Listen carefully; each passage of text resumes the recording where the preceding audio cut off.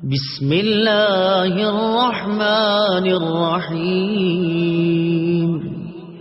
اللہ کے نام سے شروع جو نہایت مہربان رحمت والا ہے۔ ایاک نعبد و ایاک نستعین، ترجمہ: ہم تیری ہی عبادت کرتے ہیں اور تجھ ہی سے مدد چاہتے ہیں۔ ایاک نعبد و ایاک نستعین، ہم تیری ہی عبادت کرتے ہیں اور تجھ ہی سے مدد چاہتے ہیں۔ تفسیر صراط الجنان میں اس کی تفسیر کچھ اس طرح ہے۔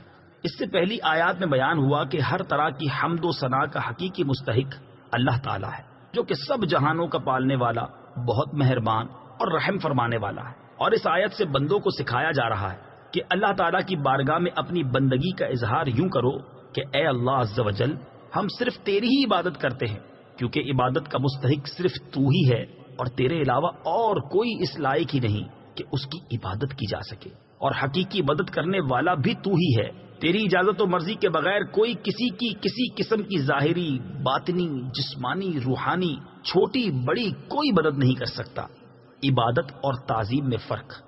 عبادت کا مفہوم بہت واضح ہے، سمجھنے کے لیے اتنا ہی کافی ہے کہ کسی کو عبادت کے لائق سمجھتے ہوئے اس کی کسی قسم کی تعظیم کرنا عبادت کہلاتا ہے، اور اگر عبادت کے لائق نہ سمجھیں تو وہ محض تعظیم ہوگی، عبادت نہیں کہلائے گی۔ جیسے نماز میں ہاتھ باندھ کر کھڑا ہونا عبادت ہے، لیکن یہی نماز کی طرح ہاتھ باندھ کر کھڑا ہونا استاد، پیر یا ماں باپ کے لیے ہو تو محض تعظیم ہے، عبادت نہیں۔ اور دونوں میں فرق وہی ہے جو ابھی بیان کیا گیا ہے۔ آیت ایاک نعبد سے معلوم ہونے والی اہم باتیں۔ آیت میں جمع کے صیغے ہیں، جیسے ہم تیری ہی عبادت کرتے ہیں۔ اس سے معلوم ہوا کہ نماز جماعت کے ساتھ ادا کرنی چاہیے، اور دوسروں کو بھی عبادت کرنے میں شریک کرنے کا فائدہ یہ ہے کہ گناہ گاروں کی عبادتیں اللہ تعالیٰ کی بارگاہ کے محبوب اور مقبول بندوں کی عبادتوں کے ساتھ جمع ہو کر قبولیت کا درجہ پا لیتی ہیں۔ نیز یہ بھی معلوم ہوا کہ اللہ تعالیٰ کی بارگاہ میں اپنی حاجت عرض کرنے سے پہلے اپنی بندگی کا اظہار کرنا چاہیے۔ امام عبداللہ بن احمد نصفی رحمت اللہ تعالی علیہ فرماتے ہیں، عبادت کو مدد طلب کرنے سے پہلے ذکر کیا گیا کیونکہ حاجت طلب کرنے سے پہلے اللہ تعالیٰ کی بارگاہ میں وسیلہ پیش کرنا قبولیت کے زیادہ قریب ہے۔ اللہ تعالیٰ کی بارگاہ میں وسیلہ پیش کرنے کی برکت۔ ہر مسلمان کو چاہیے کہ وہ اللہ تعالیٰ کی بارگاہ میں کسی کا وسیلہ پیش کر کے اپنی حاجات کے لیے دعا کیا کرے، تاکہ اس وسیلے کے صدقے دعا جلد مقبول ہو جائے۔ اور اللہ تعالیٰ کی بارگاہ میں وسیلہ پیش کرنا قرآن و حدیث سے ثابت ہے۔ چنانچہ وسیلے کے بارے میں اللہ تعالیٰ ارشاد فرماتا ہے، یا ایھا الذین آمنوا اتقوا اللہ وابتغوا الیہ الوسیلہ۔ ترجمہ: اے ایمان والو، اللہ سے ڈرو اور اس کی طرف وسیلہ ڈھونڈو۔ اور سنن ابن ماجہ میں ہے کہ ایک نابینا صحابی بارگاہ رسالت صلی اللہ تعالی علیہ وسلم میں حاضر ہو کر دعا کے طالب ہوئے، تو آپ صلی اللہ تعالی علیہ وسلم نے انہیں اس طرح دعا مانگنے کا حکم دیا، اللهم إني أسألك وأتوجه إليك بمحمد نبي الرحمة يا محمد إني قد توجهت بك إلى ربي في حاجتي هذه لتقضى اللهم فشفعه في۔ اے اللہ عز و جل، میں تجھ سے سوال کرتا ہوں اور تیری طرف نبی رحمت حضرت محمد صلی اللہ تعالیٰ علیہ وسلم کے ساتھ متوجہ ہوتا ہوں۔ اے محمد صلی اللہ تعالیٰ علیہ وسلم، میں نے آپ صلی اللہ تعالیٰ علیہ وسلم کے وسیلے سے اپنے رب عز و جل کی طرف اپنی اس حاجت میں توجہ کی تاکہ میری حاجت پوری کر دی جائے۔ اے اللہ عز و جل، پس تو میرے لیے حضور صلی اللہ تعالیٰ علیہ وسلم کی شفاعت قبول فرما۔ حدیث پاک میں مذکور لفظ یا محمد سے متعلق ضروری وضاحت۔ اعلیٰ حضرت امام احمد رضا خان علیہ رحمۃ الرحمان فرماتے ہیں، علماء تصریح فرماتے ہیں، حضور اقدس صلی اللہ تعالیٰ علیہ وسلم کو نام لے کر ندا کرنی حرام ہے، اور یہ بات واقعی محل انصاف ہے۔ جسے اس کا مالک و مولا تبارک و تعالی نام لے کر نہ پکارے تو غلام کی کیا مجال کہ وہ راہ ادب سے تجاوز کرے۔ بلکہ امام زین الدین مراغی وغیرہ محققین نے فرمایا، اگر یہ لفظ کسی دعا میں وارد ہو جو خود نبی اکرم صلی اللہ تعالی علیہ وسلم نے تعلیم فرمائی ہو، جیسے دعائے یا محمد انی توجہت بکا الی ربی، تاہم اس کی جگہ یا رسول اللہ یا نبی اللہ کہنا چاہیے۔ حالانکہ الفاظ دعا میں حتی الوسع تغییر نہیں کی جاتی۔ یہ مسئلہ مہمہ یعنی اہم ترین مسئلہ جس سے اکثر اہل زمانہ غافل ہے، واجب الحفظ ہے۔ وَإِيَّاكَ نَسْتَعِينُ، اور تجھ ہی سے مدد چاہتے ہیں۔ تفسیر صراط الجنان میں اس کی تفسیر کچھ اس طرح ہے۔ اس آیت میں بیان کیا گیا کہ مدد طلب کرنا خواہ واسطے کے ساتھ ہو یا واسطے کے بغیر ہو، ہر طرح سے اللہ تعالیٰ کے ساتھ خاص ہے، اور اللہ تعالیٰ کی ذات ہی ایسی ہے جس سے حقیقی طور پر مدد طلب کی جائے۔ اعلیٰ حضرت امام احمد رضا خان علیہ رحمت الرحمان فرماتے ہیں، حقیقی مدد طلب کرنے سے مراد یہ ہے کہ جس سے مدد طلب کی جائے اسے بالذات قادر، مستقل مالک اور غنی بے نیاز جانا جائے کہ وہ اللہ تعالیٰ کی عطا کے بغیر خود اپنی ذات سے اس کام یعنی مدد کرنے کی قدرت رکھتا ہے۔ اللہ تعالیٰ کے علاوہ کسی اور کے بارے میں یہ عقیدہ رکھنا ہر مسلمان کے نزدیک شرک ہے، اور کوئی مسلمان اللہ تعالیٰ کے علاوہ کسی اور کے بارے میں ایسا عقیدہ نہیں رکھتا، اور اللہ تعالیٰ کے مقبول بندوں کے بارے میں مسلمان یہ عقیدہ رکھتا ہے کہ وہ اللہ تعالیٰ کی بارگاہ تک پہنچنے کے لیے واسطہ اور حاجات پوری ہونے کا وسیلہ اور ذریعہ ہیں۔ تو جس طرح حقیقی وجود کہ کسی کے پیدا کیے بغیر خود اپنی ذات سے موجود ہونا اللہ تعالیٰ کے ساتھ خاص ہے،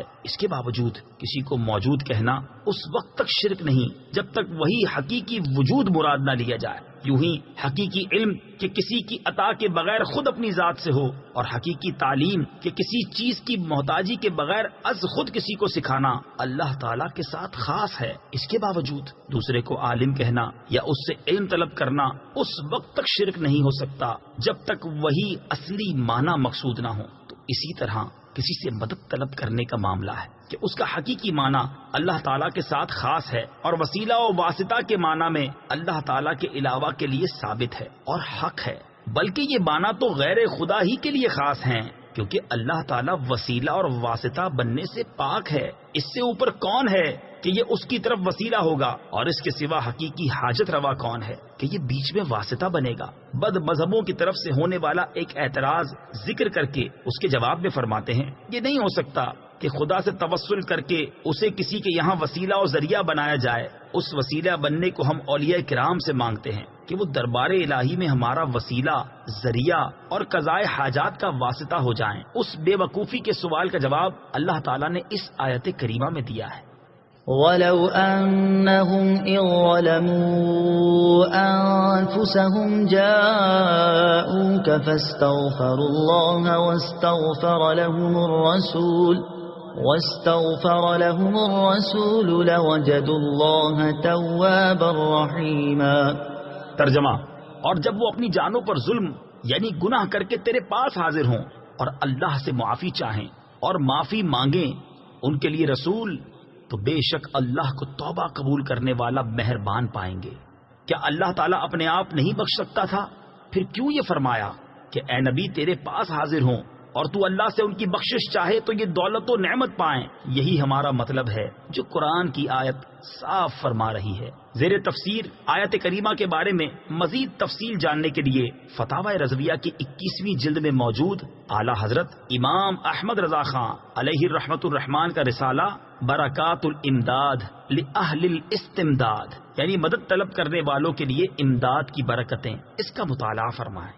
اللہ تعالیٰ کی عطا سے بندوں کا مدد کرنا اللہ تعالیٰ ہی کا مدد کرنا ہوتا ہے۔ یاد رہے کہ اللہ تعالیٰ اپنے بندوں کو دوسروں کی مدد کرنے کا اختیار دیتا ہے، اور اس اختیار کی بنا پر ان بندوں کا مدد کرنا اللہ تعالیٰ ہی کا مدد کرنا ہوتا ہے۔ جیسے غزوہ بدر میں فرشتوں نے آ کر صحابہ کرام رضی اللہ تعالی عنہم کی مدد کی، لیکن اللہ تعالیٰ نے ارشاد فرمایا وَلَقَدْ نَصَرَكُمُ اللَّهُ بِبَدْرٍ وَأَنْتُمْ أَذِلَّةٌ۔ ترجمہ، اور بے شک اللہ نے بدر میں تمہاری مدد کی جب تم بالکل بے سر و سامان تھے۔ یہاں فرشتوں کی مدد کو اللہ تعالیٰ کی مدد کہا گیا، اس کی وجہ یہی ہے کہ فرشتوں کو مدد کرنے کا اختیار اللہ تعالیٰ کے دینے سے ہے، تو حقیقتاً یہ اللہ تعالیٰ ہی کی مدد ہوئی۔ یہی معاملہ انبیاء کرام علیہ الصلوۃ والسلام اور اولیاء اعظام رحمۃ اللہ تعالی علیہم کا ہے کہ وہ اللہ عز و جل کی عطا سے مدد کرتے ہیں، اور حقیقتاً وہ مدد اللہ تعالیٰ کی ہوتی ہے۔ جیسے حضرت سلیمان علیہ نبینا علیہ الصلوۃ والسلام نے اپنے وزیر حضرت آصف بن برخیہ رضی اللہ تعالی عنہ سے تخت لانے کا فرمایا، اور انہوں نے پلک جھپکنے میں تخت حاضر کر دیا۔ اس پر انہوں نے فرمایا ھذا من فضل ربی، یہ میرے رب کے فضل سے ہے۔ اور تاجدار رسالت صلی اللہ تعالی علیہ وسلم کی سیرت مبارکہ میں مدد کرنے کی تو اتنی مثالیں موجود ہیں کہ اگر سب جمع کی جائیں تو ایک ضخیم کتاب مرتب ہو سکتی ہے۔ ان میں سے چند مثالیں یہ ہیں۔ نمبر 1 صحیح بخاری میں ہے، نبی کریم علیہ الصلوۃ والسلام نے تھوڑے سے کھانے سے پورے لشکر کو سیر کیا۔ نمبر 2 بخاری شریف ہی میں ہے، آپ صلی اللہ تعالی علیہ وسلم نے دودھ کے ایک پیالے سے 70 صحابہ کو سیراب کر دیا۔ نمبر 3 یہ بھی بخاری شریف میں ہے، انگلیوں سے پانی کے چشمے جاری کر کے 1400 یا اس سے بھی زائد افراد کو سیراب کر دیا۔ نمبر 4 لعاب دہن سے بہت سے لوگوں کو شفا عطا فرمائی، اور یہ تمام مددیں چونکہ اللہ تعالیٰ کی عطا کردہ طاقت سے تھی، لہٰذا سب اللہ تعالیٰ کی ہی مددیں ہیں۔ اس بارے میں مزید تفصیل کے لیے فتاوی رضویہ کی 30ویں جلد میں موجود اعلیٰ حضرت امام اہل سنت مولانا شاہ امام احمد رضا خان علیہ رحمت الرحمان کے رسالے الامن والعلا لناعت المصطفیٰ بدافع البلا، یعنی نعت مصطفیٰ صلی اللہ تعالی علیہ وسلم بیان کرنے والوں کے لیے انعامات کا مطالعہ فرمائیے۔